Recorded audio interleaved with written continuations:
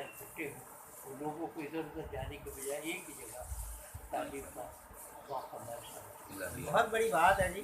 और इसीलिए तो सितारा इम्तियाज़ और सदारती अवार्ड याफ्ता नहीं कहराए जाते ताबिश रफ़ी साहब, बल्कि इतने उन्होंने लोगों के वादे पूरे किए। मैं भी उनसे एक रिक्वेस्ट करना चाहता हूँ, ये हमारे बहावलपुर के चंद एक फ़नकार जो हैं गरीब बिल्कुल, जिनमें बाबा मुरीद साहब, मुख्तियार हुसैन बद्रू साहब, मकसूद सागर साहब और हमारे और भी बहुत से ऐसे फ़नकार हैं, नासिर साहब हैं, शहजाद खान साहब हैं, बाबा असलम कादरी साहब हैं, जो कि हमारे बहावलपुर के बहुत टैलेंटेड आर्टिस्ट हैं।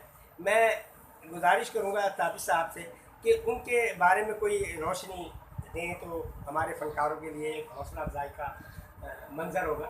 ये देखिए, इससे पहले भी मैंने यहाँ कई फनकारों हुकूमत की तरफ से इमदाद, माली इमदाद दिलवाई है। मैं खुद यहाँ जब बैतुल माल की पंजाब कौंसिल में था तो मैंने यहाँ बहुत से जो ज़रूरतमंद थे उनके ज़रूरतें पूरी करने के लिए उनके वसीले दिलवाए।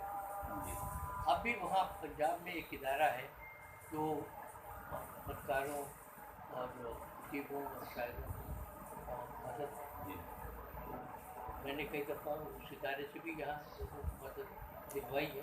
अब तो वो इस दुनिया में नहीं है, लोग ये तो जैसे ये मस्ताना परवाना उनको यहाँ शहर के कई अच्छे गुलकार और मौजूदार थे जिन्हें दिलवाई है।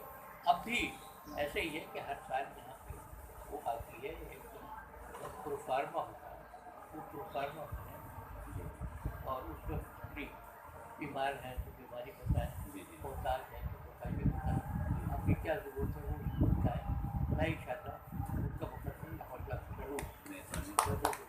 क्योंकि हमारे बहावलपुर की अक़लियत से भी ताल्लुक़ रखने वाले गुलकार, जिसमें पंडित हरीश लाल साहब बहुत अच्छे आर्टिस्ट हैं, सदीक अंजुम साहब हो गए और डॉक्टर मजीद साहब हो गए, ये हमारे बहावलपुर के अच्छे आर्टिस्ट हैं।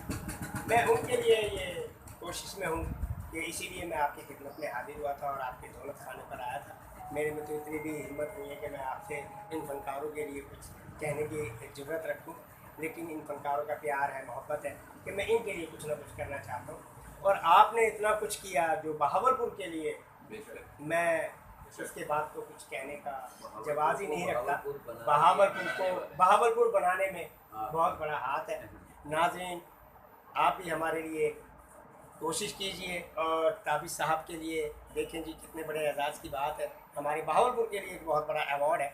बल्कि मेरी कोशिश होती है कि अभी मैं कहीं ताबिश रफ़ी साहब की यादगार जो हमारे बहावलपुर के लिए उनकी खिदमत की, मैं उनके लिए एक प्रोग्राम अरेंज करना चाहता हूँ। अपने दोस्तों के ताउन से मैं इनकी शाम मनाना चाहता हूँ। आप ज़रूर हमारा साथ दीजिएगा। और ताबिश रफ़ी साहब तो बहुत बड़े शायर भी हैं और उन्हीं के जो लिखे हुए गीत हैं और गज़लें हैं उस प्रोग्राम में की जाएगी।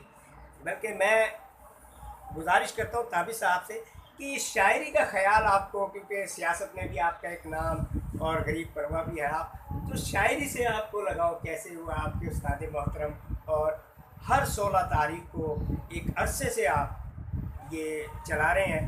बहुत बड़े एजाज़ की बात है, क्योंकि बड़े बड़े तुर्रम खां भी कोई डेट मिस कर देते हैं, लेकिन ताबिश रफ़ी साहब हर 16 तारीख को अपने दौलत खाने पर एक प्रोग्राम करते हैं और बहावलपुर के नामवर लोग, जिनमें छोटे बड़े सबको इनवाइट करते हैं। जी ताबिश साहब, आप शायरी के हवाले से। मेरी पैदाइश अलवर की, ये भारत का एक रियासत का दारुल-ए-इलाक़ा है और दिल्ली से 60 मील के पास है। दिल्ली से करीब होने की वजह से जब दिल्ली में हुकूमतें बदलती थी तब तो ताज जो गिराए जाते थे, तो जब लोग वहाँ से हिजरत करते थे तो या इलाहाबाद का रुख करते थे या करीब होने की वजह से ये अलवर करते थे। तो ये अलवर जो था एक लाहौर का महल नहीं था, और इसीलिए वहाँ अदब की और शायरी का बड़ा चर्चा था। आपको ये सुनकर हैरत कि असदुल्ला खां गालिब भी की जो बचपना है वो भावलपुर में हुआ। उनके वालिद भावलपुर की फौज में मुलाजिम थे। उसकी वजह से गालिब का एक बड़ा अरसा अलवर में गुजरा। अलवर का जो महाराजा था वो खुद शायर था और वो साहिब दीवान शायर था, तो उसकी वजह से भी वहाँ पर तहजीब व सकाफत के शायरी का चर्चा हो। फिर